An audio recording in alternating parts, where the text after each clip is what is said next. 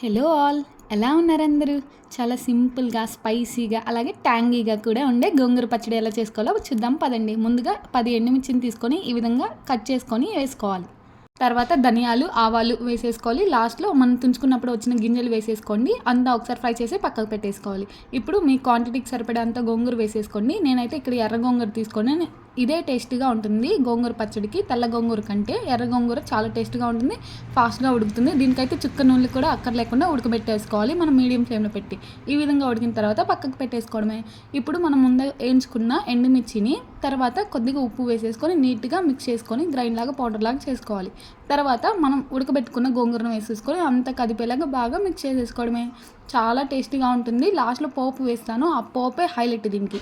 అది టైం సరిపోలేదని షార్ట్లో పోస్ట్ చేయలేకపోతున్నాను. లాంగ్ వీడియో డీటెయిల్గా మొత్తం చేసి పెట్టాను, తప్పకుండా చూసి ట్రై చేసేయండి. సబ్స్క్రైబ్ చేయండి, ఇన్షాల్లా ఫాలో కొట్టండి. Thank you.